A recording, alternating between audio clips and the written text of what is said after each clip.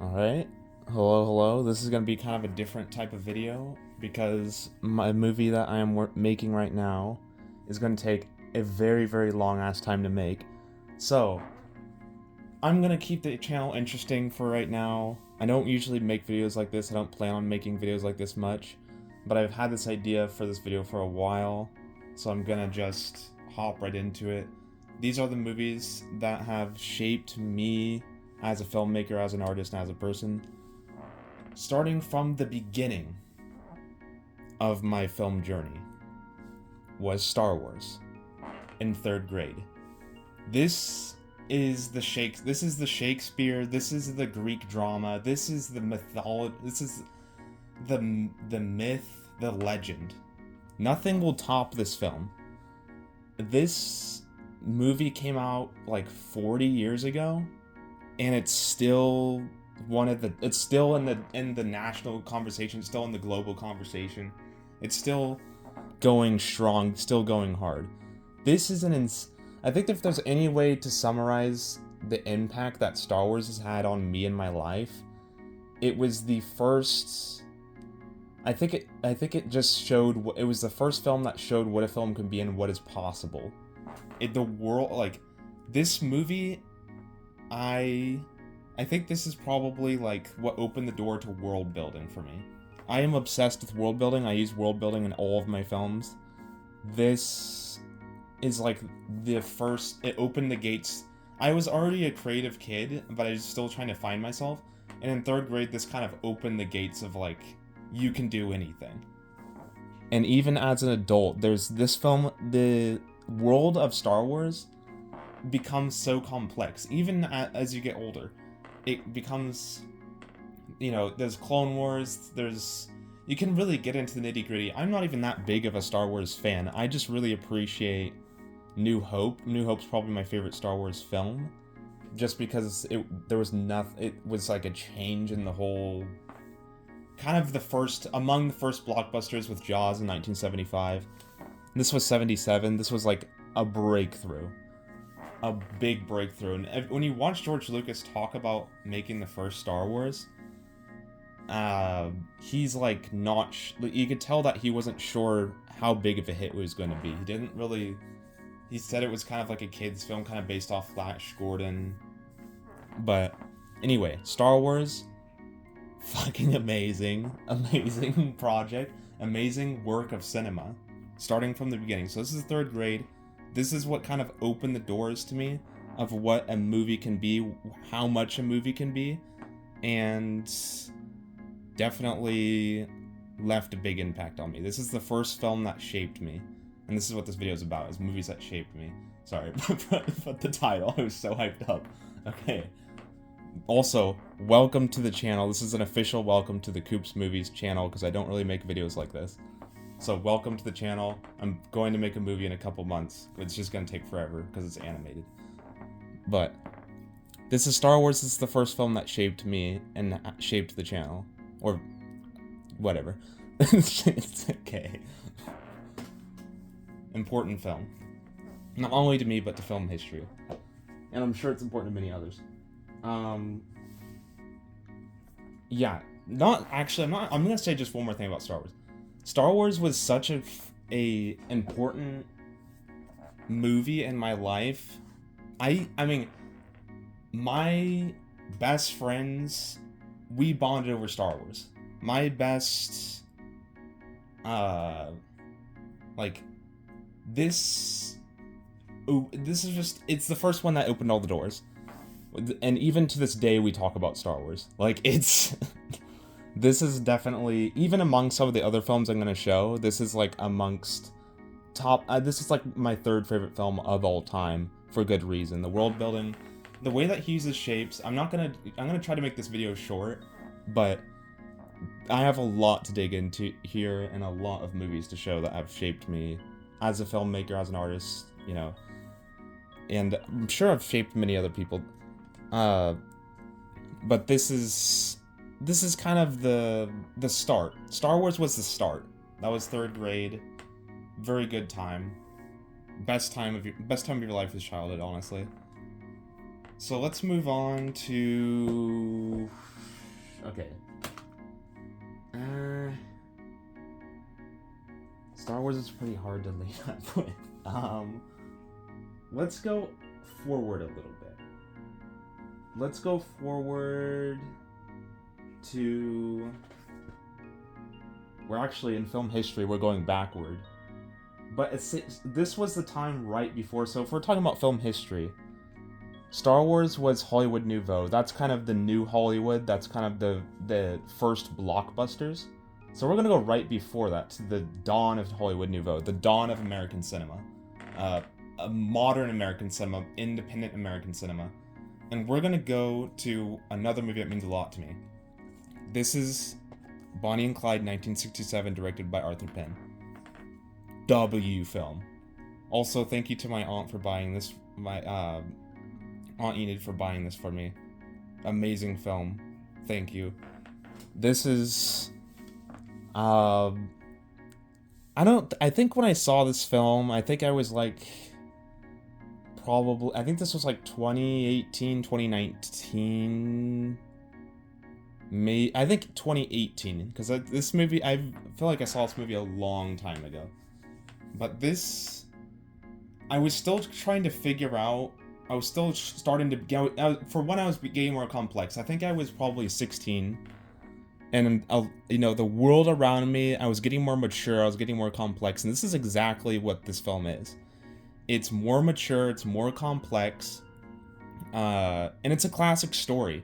I could still understand. I still struggle even seeing dozens and dozens of foreign films.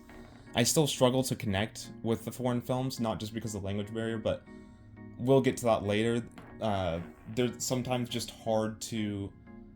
when you grow up with the Hollywood structure and the Hollywood way of storytelling, the Western way of storytelling, it's kind of difficult to break into these new ways of storytelling.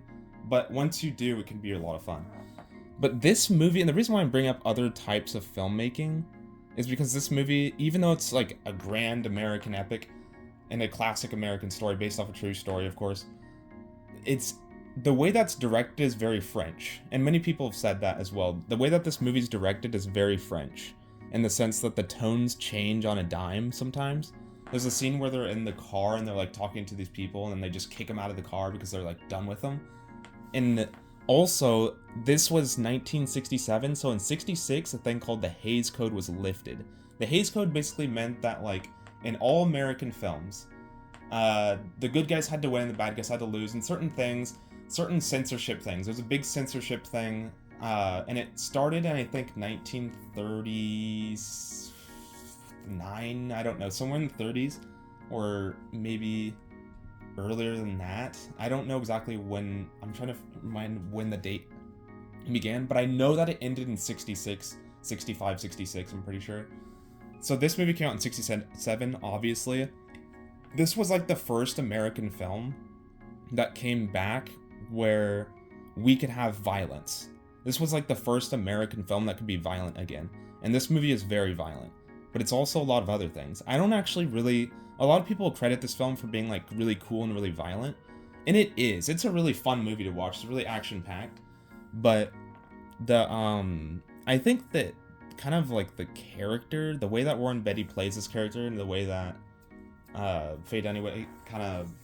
I'm a big fan of Faye Dunaway for this film and Network, which was one of her later films.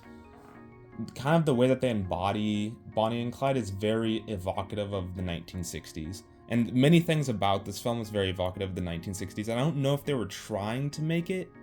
I don't know if Arthur Penn was trying to like make a statement about the war in Vietnam by making this film or anything like that. I know he was with Little Big Man.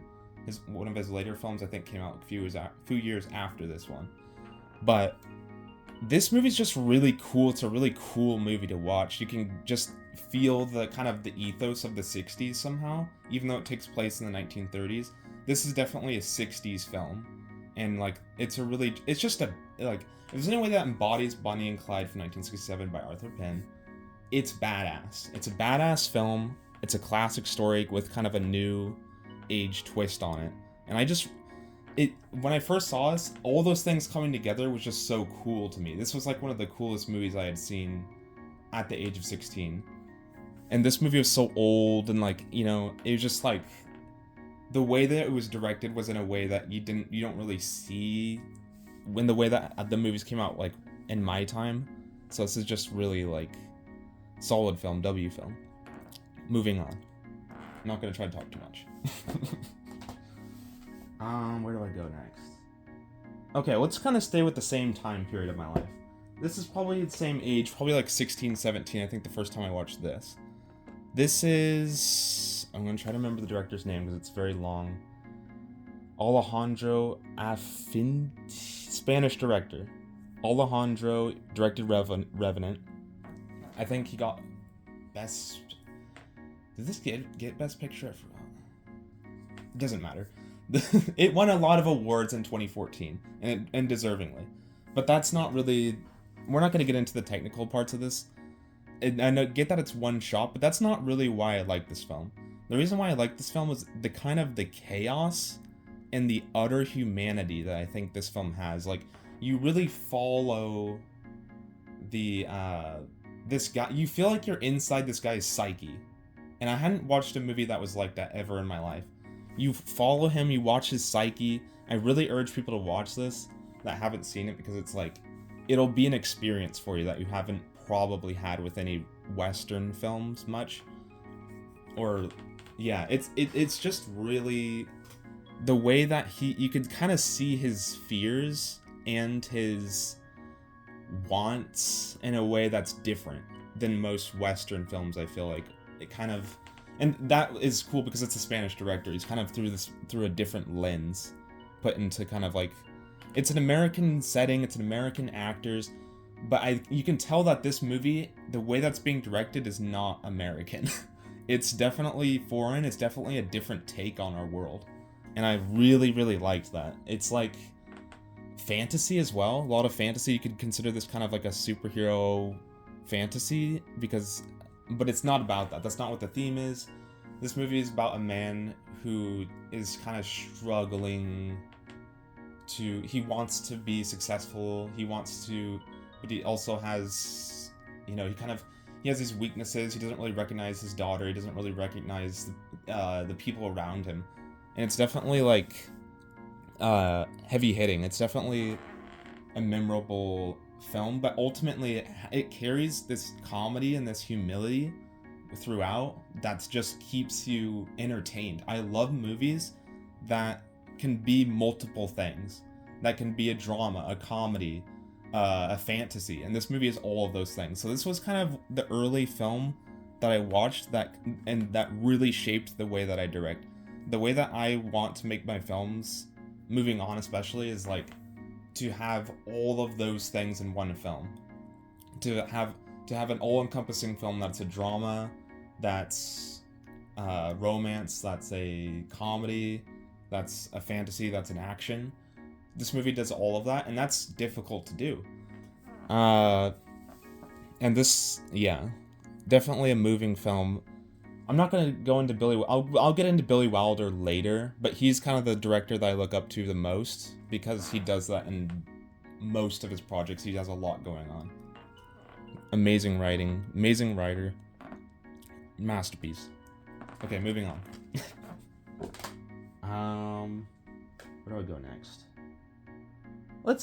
I'm gonna keep it all, I'm gonna go by the time periods that I watched this. So this is a little later. I'm pretty sure this came out in 2018, so I think I saw this in 2018. I remember seeing this in theaters. This is I know people are gonna be like, really? And I'm gonna say, yeah, really. When I saw this, it seems dumb looking back. They're like, really, A Star Is Born? Like, that's kind of, you know, romance, kind of cheat, kind of schlock sometimes. But this movie's actually really good. When you give it a watch, you give it a shot. I remember seeing this in theaters, and it was actually really moving. I hadn't seen a lot of serious... I wouldn't say serious... I've seen serious dramas, but I hadn't seen anything like this. There's something about this film that's so big. There's a sense of, like... and this isn't even my favorite rendition of A Star Is Born. Later on I saw the 1953 one with... what's her name? Dorothy from Wizard of Oz. That's actually the best one. That's the, what's her name? The actor. Let me think. You guys know what you guys can look that one up. It's the 50s A Star Is Born. That's actually the best one to watch, and I saw that one later on. But this one was the first A Star Is Born that I saw, and it was the one that came out in my time. This is a good movie. It's really big. It's really moving, especially. And sure, after I saw it, when you see it for a second watch, it's not as good. I'll be honest. It's not as good after a second watch, but it's still very good, and I obviously own it. But when I saw this movie in theaters, it was an experience that left a hold on my life. It definitely left an impression on my life. And after seeing this, it was like, oh, I have to make movies. Like, after seeing this film, I think it was 2018, I must have been like 17 or 16. And I was like, I want to make movies after seeing this. It was like, I want to be a fucking movie star after seeing this. I was like, this is so crazy. This is the coolest thing I've ever seen. And I know it's kind of bad to say because this movie's about addiction, but like, it was so moving. And I wanted to make I want to make movies that are moving like that. I said, if this is what a movie can be, I want to be a part of that. I want to make movies. So this is one of the movies that really and I had always liked movies. I had always been creative and I liked to draw and things like that. But I didn't start taking movie making seriously until probably late freshman year of high school. And this was one of the movies, probably because that makes sense, because that was about 2017, 2018. Around that time, so this, left an impression on me. Okay, moving on. Keeping it brief as I can. What else we got? Oh, okay. Let's move on to this. This is a big. Okay. Obviously, Faye Dunaway's in this again. Jack Nicholson is in this, also one of my favorite actors of all time. This is probably one of the best American films of all time, in my opinion. I've always loved noir. That was also one of the things that got me into filmmaking. I think I watched my first noir when I was 16, before I wasn't even very serious about filmmaking. I saw this movie called Dressed to Kill when I was about 16, and it was kind of like a bad noir movie from the 40s. Not a great film, but it was the first black and white movie that I saw, and I thought it was really cool looking. I don't know why, but ever since I've loved the noir genre. I've loved that it's more of a mood than a genre. It's more of a tone than a genre, I feel like. And I'm sure that I'll probably understand it better later on, but this is definitely this movie had a very big impact on me because the mood, for one, it was cool. That's a big thing to me.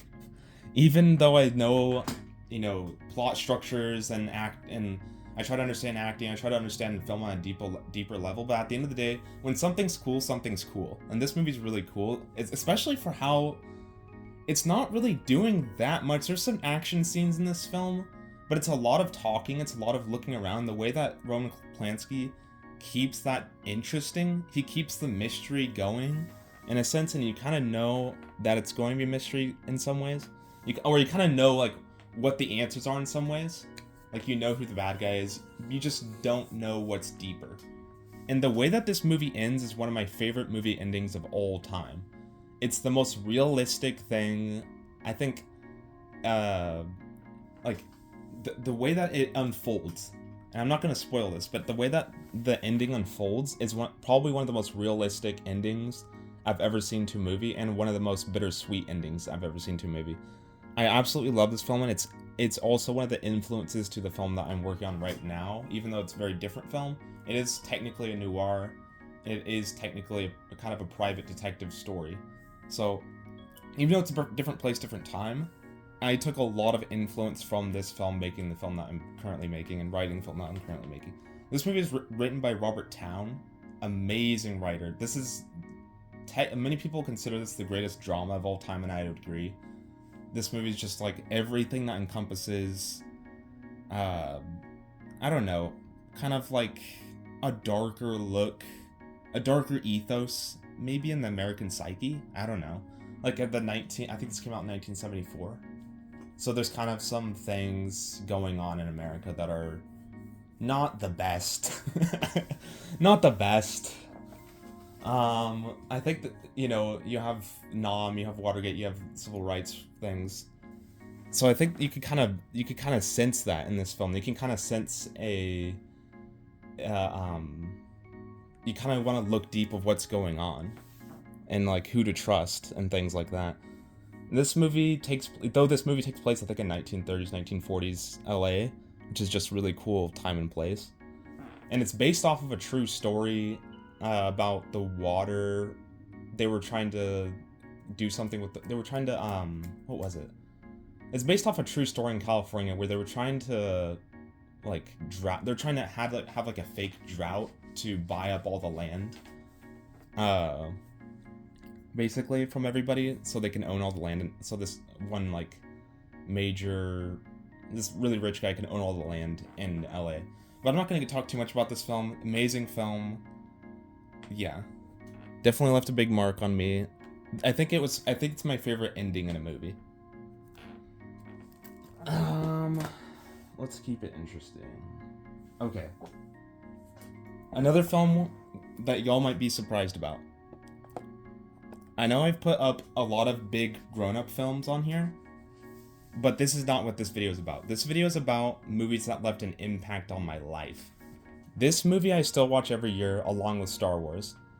This movie is a masterpiece in the sense that it tackles a lot of very humanistic ideas, I guess. It kind of like, it's doing a lot. For one thing, I've already said that I like movies that have a little bit of everything, and this movie has a little bit of everything. It has a little bit of comedy, a little bit of fantasy, a little bit of drama, and all the characters are like, for one, this has stayed relevant beyond its years. This came out in 2001 and it's still in the zeitgeist today, which is like the best thing you can have as a filmmaker, is for it to leave as that important of an impression on audiences that they're still watching it years to come.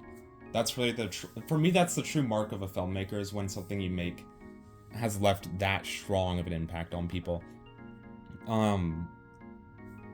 Yeah, this movie, I think, just the name Shrek is just like a word everybody in my generation knows. The performances are really fucking good for a kids movie. Freaking Eddie Murphy got a BAFTA award for playing Donkey. I think it's the only BAFTA award that's ever been given out to a character playing like an animated character like that, which is just awesome. And like the way that this film is kind of about not what's on the outside but what's on the inside, kind of cheesy looking back, but the way that it does it, you guys know what I'm talking about. The way that this film is directed and the way that it kind of goes about the stuff that it's talking about is really fun, and it's really easy to understand when you're a kid. And Lord Farquaad, like the character, the way that the characters are made, the characterization of these characters is really good. Like this, I could tell that DreamWorks was really trying to like prove themselves. I think DreamWorks is pretty new at the time. This is like one of their first, I think this is one of like among their first couple movies. So they were trying to prove, I'm pretty sure, to Disney that there could be like, because this movie, I know DreamWorks is made out of spite, kind of to get back at Disney. A lot of people move from Disney to DreamWorks. And I could tell that they're really like, they wanted to make a movie, and they did. This is like a masterpiece that people still talk about today. Still just the main thing about this film that I take away from it is that it's not only timeless like every film on this list, but it's fun. And I think that fun that this movie just has in it, when you watch it anytime, anywhere, it's stayed forever. It's a certain energy, and I can't quite put my finger on what it is or how it worked, because I think it was just luck, maybe it just worked out. I don't know. But this movie is just fun. You can watch it at any time and any place. I think this movie will last a very long time, where people will just kind of like watch it anytime, anywhere, in the same way that, a lot of like people are into film, watch Philadelphia Story from like 1941. I think people watch this within the next 40, 50 years and still kind of enjoy it. It's still just a fun movie. Okay, moving on. Let's get a little deeper. First, we're gonna get into some foreign cinema. Foreign cinema, I don't have a lot of movies that have left a huge impact on me with foreign films. I could name a couple though, and I can't name anything without naming Akira Kurosawa from Japan. This is a big deal. I had watched I think this is a little more recent. I think I started watching foreign cinema around 2020, 2019. The first thing I did was watch as many Kurosawa films as I could, and watch as many Tarkovsky and as many what's his name?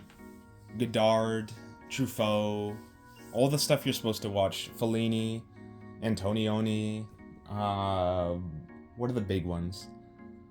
What else that I could do? Tchaikovsky. I mean, those are Buñuel. I'm looking at my wall right now. But those are really the big ones. Wong Kar-wai, of course. Those are the big ones, and this is one of the ones that actually left a big impression on me. I think I understood what this movie was. I mean, I couldn't fully understand. It's a very important, some of the stuff, and it's like the energy of this film, though. That's what really lasts with me, is the energy of a film. I think the energy. This film is about a man. This one I'm actually going to explain in detail, because all these other films, it's more about the theme or the ideas in it that last with me, but this film, it's the story that kind of hits me differently. This movie is about a man who, I believe he owes people money. No. That's okay. He gets like cancer and he's going to die, and then he's realized that he hasn't done anything with his life, and this movie's one of those kind of deals. He hasn't done anything with his life. So the only thing he wants to do is build this park and this playground. And it's like, whoa. Like, this movie definitely will make you cry if you're an emotional person. I think I'm not too emotional of a person, but a movie like this really touches you in a way that's like, whoa. Like, it'll change. It's one of those movies where we walk out the theater, and I know I say the same thing about Oppenheimer, I say the same thing about Killers of the Flower Moon, but this movie will make you feel different when you're done. Like, this is one of those movies that changes your life, and that's how I felt about Chinatown as well, but this is like even more so. This is like, when I saw this, I was like, this is something else. And yeah, I mean, you really have to watch it yourself, but that's the plot, and that's the way that it hits you. It's about a man who hasn't done anything. There's some more to it than that, but at the end of the day, I think what I took away from it was that this is about a man that hasn't done anything with his life and wants to kind of have a purpose, and he's kind of going through things. He's kind of like, it's really sad, but it's also very bittersweet, and I love a bittersweet story. So yeah, I would recommend this to anybody. This movie is about humanity. It's about the human condition in many ways. Recommend this W film. I shouldn't say that. This is masterpiece. Okay. Since we're on the topic of foreign cinema, I'm gonna do the other foreign film that has left the biggest impact on me. This is La Dolce Vita.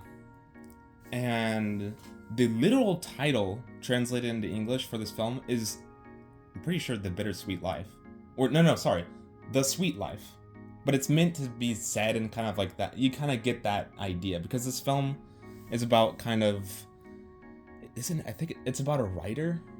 It's not about a director. It's about a writer, isn't it? It's the writer. I'm thinking of 8½, because that movie's about a director. This one's about a writer who's he's kind of like a Hollywood writer kind of guy, and he talks to like all these actors and stuff, and he goes to all these parties, and he kind of feels empty in a way, and he kind of feels and by the way, Birdman, a film I mentioned earlier, is the same film as 8½. Kind of. It's kind of the same plot as 8½. It's kind of a directory type guy floating through life, trying to make something. Those are kind of the same movie. So if you want to know what Birdman's about, it's kind of that energy. It's just a different lens. It's just a different way of looking. A kind of a different, because Federico Fellini's Italian, and Alejandro, I can't say his last name, but the guy that made Revenant and the guy that made Birdman, he's from Mexico, I believe. So he's kind of seeing things through a different lens. He's kind of putting his own take on things. But anyway, we're talking about La Dolce Vita. This is a movie that just has kind of, Fellini's kind of known for his dream-like quality. He likes to go into dreams and memories and stuff like that, and I really like that. I think that's kind of what makes us human. What kind of, you could say a person is what they do in life, or like where they grew up and where they, like, certain, like, details, certain specifics about their life. But really what life is the memories and the dreams and the stuff like that. I mean, that's the way that you look at people from an outside lens. But when you talk about the self and the soul, this is kind of, I feel like this movie really encapsulates a person's ethos, I guess.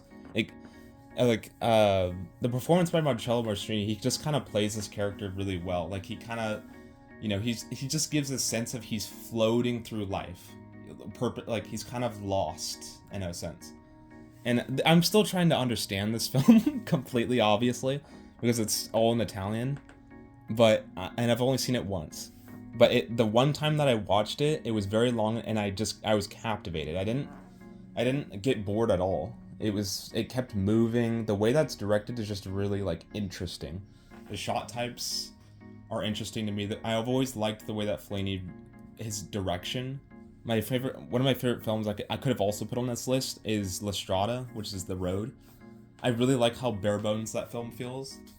This film's very different. This is very big and very, like, it's kind of gives kind of like Hollywood epic type vibe, but Italian. It's just very passionate. It's a very passionate film. And it's hard to explain. It's hard to put a finger on, because this movie's more, to me, it's more about theme than plot. And I like that as well. I also am more of a theme guy than a plot guy. I like writing and I love plots. I love a good plot, but, I also love a good theme. So I'm moving on. Amazing film. What else? What have we not done? Okay. Giant. This is an important film to me, because when I think of this film, I think about where I come from as a person. And this is about, though I'm more Californian. When I think about my family's mostly from California. They're from, other places, but my two parents are from California. So that's really where I'm from. But this movie's about Texas, but I still kind of get, and like when I think about this film, I think about family. I think about, because my family on all sides is kind of, more so nowadays on my mom's side is more of a like they have kind of more of a ranch, kind of a frontier thing that's doesn't really exist in America the way that it used to. When I think of this, and the other thing that I think about when I think about this film is legacy. And this movie is about the change from, I think it was like bulls in Texas to the oil boom in Texas in like the 1920s. I'm not a big historical, I'm not a great historian, but this movie spans many generations, and I think some of the ideas in this film are still relevant today. And the other thing I think about when I think about Giant is the way that a legacy changes. Because originally it was this, Rock Hudson's character, it was his ranch, he was the man, he owned everything. And then Jet kind of takes that away through keeping his land and getting the oil, and he builds a new empire. And that's kind of how I feel when I think about this film, because that's what happens. My family kind of, my parents were kind of known for other things, like community. They're really communal type people, and they're really great athletes when they were young. They're really into athletics, and they kind of had that same energy where they wanted me to kind of be like that. But as a legacy changes, the legacy now is filmmaking. For me, the legacy now became filmmaking. But then once I have kids, it's going to be something completely different. So that's kind of the interesting thing that I think about when I think about this film. I think about the changing of legacies, because everything changes over generations. Something that your family was known for at one time changes into something else. That's really what I took away from this. And this movie's about a lot of other things, but that's really what I got out of this, was like, you know, my light just turn off? Okay. But yeah, that's kind of the takeaway that I got from this. This movie has definitely, like, it definitely and I know The Godfather is the big movie on America and the big movie on family, but for me, this is more about America and family for me. This is really like what I relate to more than The Godfather and being in the city and killing people and shit. I don't really... That one doesn't really touch me the same as Giant. Giant's more realistic to me, for my life, because I'm more, you know, my family's more country. So, Giant, amazing film. Let's go, moving on. What have I not talked about yet? Okay. Let's go...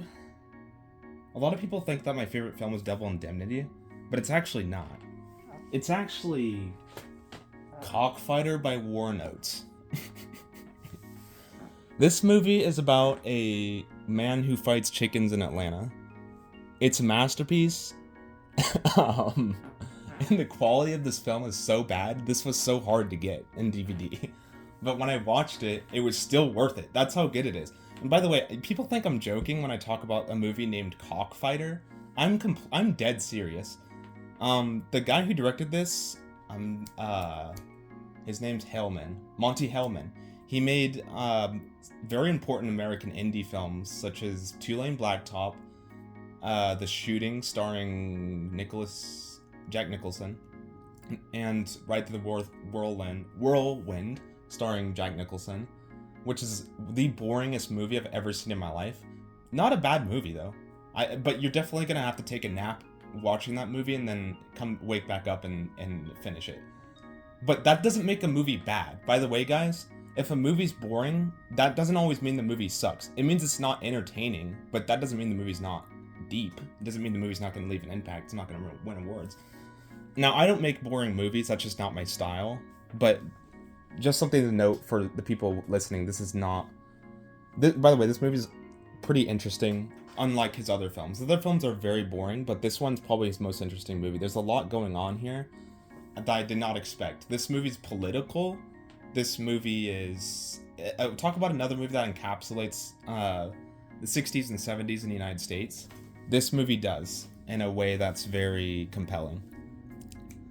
I kind of forgot exactly what happens in this film. It's been a while since I've watched this. I just know that he's trying to rise up the ranks with chicken fighting. Which is just... Can I just say that's original? Can I just say that's so original? I cannot name another film that's about cockfighting. And I'm not trolling at all. I'm dead serious. This is a masterpiece.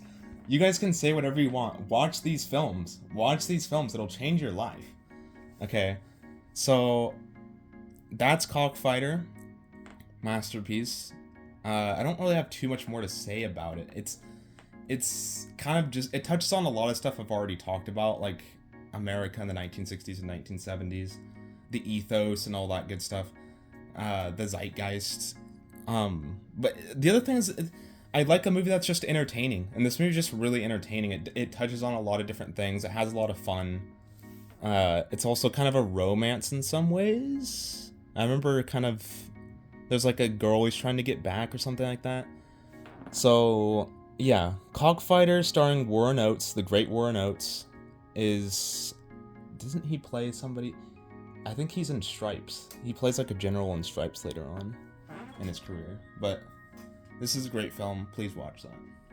Give Cockfighter some love. What else do I have in here? Okay, let's get interesting. I'm gonna drop some interesting stuff now. Now that we're getting to the last couple films. This is Killer Joe. Now, I've seen a lot of movies that are NC-17, and they've bored me.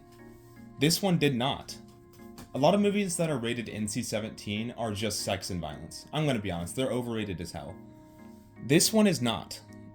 This one is very, first of all, I'd just like to give credit to, what's the guy made? The same guy that made, Exorcist made this. What's his name? Sorry, guys. I know he made Exorcist, I know his name. What is his... William Friedkin. So, William Friedkin made this movie. I don't know if I'm saying his last name right, but he is a great director. Obviously, he made The Exorcist, which scared the shit out of my dad when he was a child. This movie is so good. So first of all, one of the reasons why I like this movie is very stupid, and it's because the main character is named Joe Cooper, and my name is Cooper Joe. So that's fun. I just like that. I just like that, okay? And his job is he's a sheriff who moonlights as a hitman. So he's kind of the main character, he's Killer Joe. But this guy is hiring him to kill his mother so they can get the insurance money because he owes some, like, gangster, like, a $5,000 or something. So that is the plot to this film. So when we talk about a great plot, I did mention Cockfighter as a great plot, very original plot. This is a greater plot. Because here we have, and every great story is a love story, every great story is about family. That's just a thing. I'm being dead serious, you guys think I'm trolling. I've studied filmmaking. Every great story is about love, every great story is about a bond between people. Whether it's about, like, two friends, or two, maybe it's more romantic, or maybe it's, you know, like a person and something, their passion. Maybe it's a person and their love for the passion. But this film I think this film is kind of about family, when I think about it. And then, like, there's another element to this film that's really gross, that I'm not gonna say, but the people who have seen this film know what it is. It's the retainer. But we're not gonna talk about that, because I don't want to, like, get into the way that it ends. Also an amazing ending. But this is a real... I don't know if this is a modern Western. I don't know if I'd call it that. I think this is just a real gritty crime drama, kinda. But this is a movie that left a mark on me in the sense that I like when people push the boundaries of what a film can be, and I like when people get crazy and take risks like this. And yeah, this is what really, like, left the mark on me. Yeah, and this was recent. I think I saw this film probably in 2020, 2021, and it left I was like, wow, that somebody made that and it worked. I was like, whoa. And it's a ride. I like this movie. It's really entertaining. It's just, it touches on a lot of, I love movies about humanity and what makes us human, and I think this movie kind of touches on our dark side as people. I think this movie kind of touches on, like, I think William Friedkin has always been very good at showing the dark side of humanity, making The Exorcist, and this as well. I think this movie, story-wise, is much better than The Exorcist. Like, it's a better written movie than The Exorcist. I think The Exorcist is better directed. I think The Exorcist is a better movie. But this is just this movie is written so well. So moving on. Killer Joe, awesome film. But do not watch it ironically, do not watch it with your family. Watch this movie alone, and then be alone with your thoughts. Because this is a ride. What am I gonna do next? Oh, okay. I'm not trolling, guys. These are good films. Watch these movies. So this is Tatine this is pretty recent. I think this came out in 2021, 2022. This is a movie, and we're getting into some interesting plots here. And I'm not saying that this movie left I know I'm talking about the movies that shaped me as a person and a director, but this movie didn't really...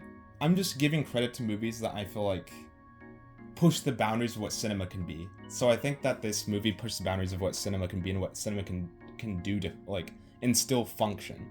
Because the plot to this film is it's fucking crazy. If you thought the last thing that I said was crazy, this is even crazier. So the plot of this film is about a woman who has sex with a car and has a baby, and it works. This film is about family, similar to the last one that I talked about, and how we kind of create a family, in a sense. Like it's kind of about it is ultimately about making a makeshift family. That's kind of what I think this movie is a metaphor for. So in the way that it's directed kind of works. When you watch this movie, it kind of also probably the most disgusting fucking movie I've ever seen in my entire life. But that given, this is a great movie. This is a great movie about family. Similar to every great movie, such as The Godfather and Giant and Citizen Kane, Family and Success. You know, classic American themes. This movie's not about, like, business or any of that element, but this is a movie about, I think, just wanting to be cared about or something like that, you know, just kind of wanting to be, maybe wanting to fit in or something, I don't know. So, this movie kind of fits in, like, if you I think a lot of people who watch this will get it. It's hard to explain not seeing it. This movie's by a French director. I don't think she's made a lot of movies, Julia Dacre. I'm not gonna say her last name, it's crazy. The acting's great, by the way. The acting, that's also what makes it so tough to watch in certain scenes, because the acting is really good. I really liked these actors. I hope to see them in other stuff. But this was a very recent movie that I had to buy because it's so outlandish and it works. I just have to give credit and kind of shout this movie out because it's so crazy and it works, and it's yeah, needs to be talked about. Deserves that Palme d'Or thing on there. That's a hard award to get. So moving on, I think I'm going to go to my last film. I've basically hit all the marks, hit everything. This video is way longer than it needed to be. What do we got here? Where's my last? Okay. So, I already mentioned that this is my favorite film, but it's actually Cockfighter. It's kind of a tie. This, I'm gonna say this one, like, at parties when I want to be, or like when I'm talking to family and stuff and I want to be, like, a gentleman, I say a Double Indemnity. So that's why I say Double Indemnity is my favorite film, even though it's actually Cockfighter. By the way, this was my favorite film for a long time, so I'm not lying when I say that. This is, like, up there. This is number 1 or number 2. So I'm not, like, being fake when I say this is by my favorite director of all time, Billy Wilder, who made Some Like It Hot. He was a big director in the 40s and 50s and 60s. He's like the main Hollywood director up there with, like, Howard Hawks and John Huston and stuff. This movie, I don't know exactly what it is that I love about this movie. I think it's just kind of the casual. It has these really, like, dark themes, like infidelity and, like, fraud, and I kind of like that. I like that it's just, and it's a noir. It's credited as one of the first noirs. I don't really believe that. I think there's a lot of noirs before this, but this was one of the first great noirs. Was Double Indemnity, and I really like the energy of this film. It's Fred MacMurray was originally, like, he was kind of like a sitcom actor, kind of like he was in My Four Sons and stuff, or something like My Three Sons or something like that.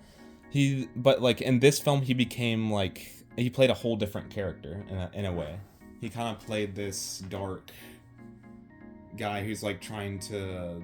So, like, the plot of this film, it's also kind of similar to Killer Joe.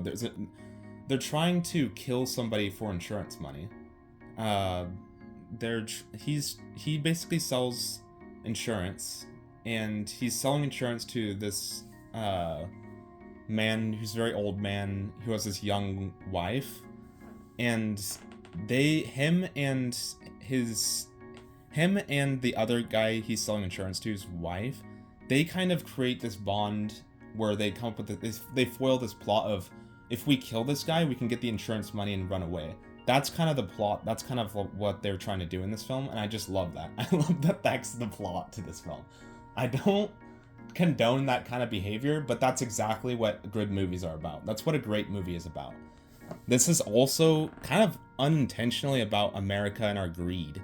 I should have brought that up with some of the other films. Greed is a huge deal in a lot of these films and a lot of American storytelling, such as Giant and The Godfather. But this is a great American story that's also, it's not afraid to have a little bit of fun. And that's kind of the great thing. And this is during the Hays Code. So that's what makes this movie amazing, is this was in a time where good guys had to win and bad guys had to lose, and in Hollywood. And he kind of works his way around the Hays Code making this. And this was kind of, I think this came out in 1944. So when we talk about the ethos of America or the zeitgeist of America, I think there was a darkerness around, this is like kind of the height of World War II. So America's getting kind of dark, and they needed kind of more, the noir genre was kind of born out of that, that kind of things happening in America. Things are changing in America a lot at this time. So this is kind of my number one movie. I've already said what my actual number one is, but that's kind of it. That's kind of the end of the video. Thank you for watching. Thank you for subscribing.